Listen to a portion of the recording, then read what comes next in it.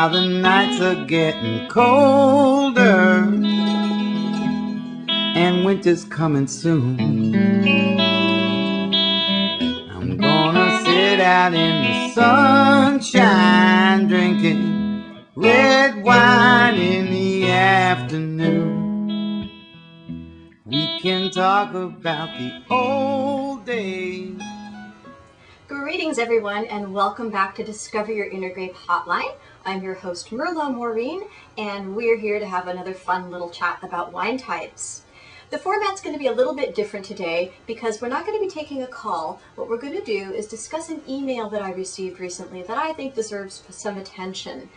And it has to do with something that I think that all of us are putting up with to some extent in our lives right now, and it's a 6-letter word called stress. Most of us are under maybe a little bit of stress, some of us are under a lot of stress, and what do we do about it? How do we recognize it? What are the red flags, especially dealing with your wine type?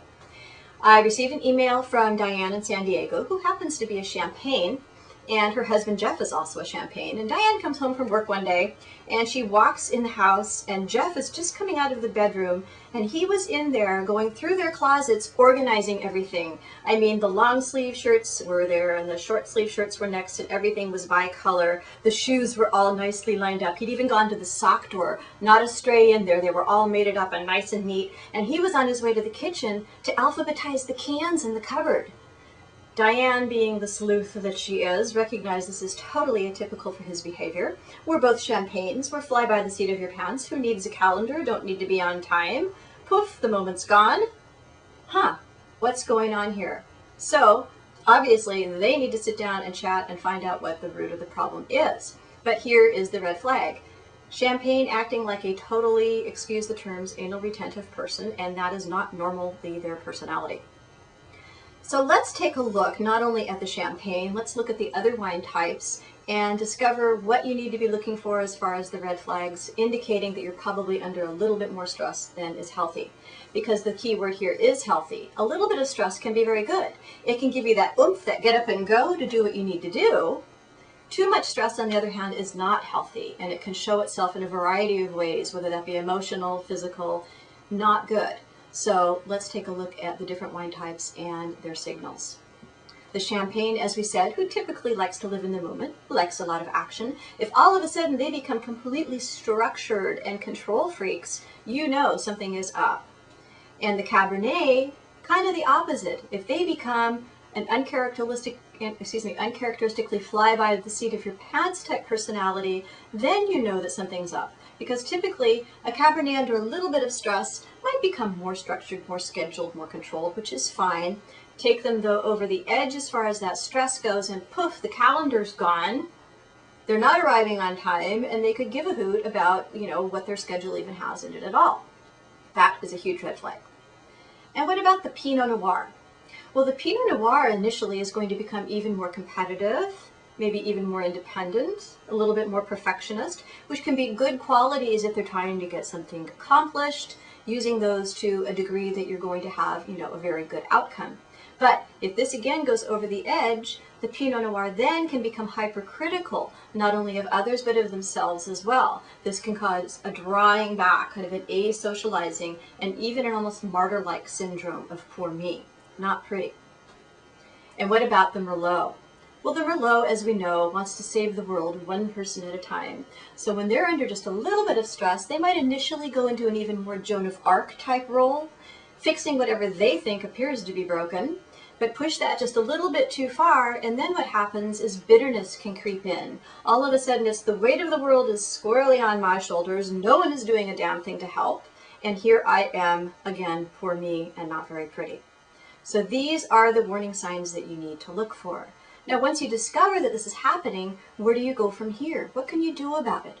Well, number one, communication is key. When we can see what's happening and then actually sit down and talk about it, then we can do something about it. Number two, of extreme importance when you're under stress, is play, humor. Humor is indeed the best medicine. And there is an awesome book called Lighten Up by a guy named C.W. Metcalf and his wife Roma. And he has some of the best, what he calls survival skills for people under pressure that I have seen. And there's one that I am very, very fond of, and he calls this the stand, breathe, smile. And this is how it goes. He says, first of all, find a comfortable place to sit. He recommends a chair. And then you inhale, stand, and grin, and exhale, lower. Inhale, stand, and breathe, and grin, and lower back down. Now you continue to do this until A, you start to laugh, ha ha ha, B, you get bored, or C, you're too tired to do it anymore. I've also added in D, you get escorted out of whatever public arena you're doing this in.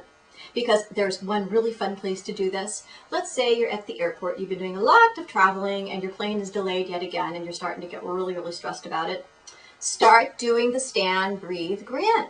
Because when you do this, not only are you going to feel a whole lot better, but all those other people that are waiting and getting stressed out too will have a distraction and an amusement. Just try it. Let's see. The third thing that I recommend if you're under a lot of stress, no matter what your wine type is get out in nature. Whether you go to a beach, go to a mountain, just go sit under someone's tree. Reconnecting with nature can really, really bring us back to our roots and what is truly important in our life. So Diane in San Diego, Ms. Champagne and Mr. Jeff Champagne, I hope that you've had the chance to sit down with one another and find some way to amuse yourselves. Ooh, I better not go there.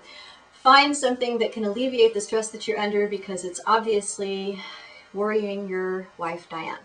And for the rest of you, feel free to call or comment, send me an email. Tell me about what you are experiencing as far as stress goes in your life, and we'll see if we can find an antidote for it as well. In the meantime, remember, we are all indeed divinely connected, and I want you to enjoy the journey.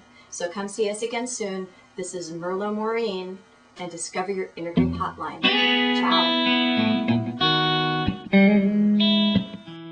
Now the nights are getting colder, and winter's coming soon. I'm gonna sit out in the sunshine, drinking red wine in the afternoon. We can talk about the old days, or dream about the days to come.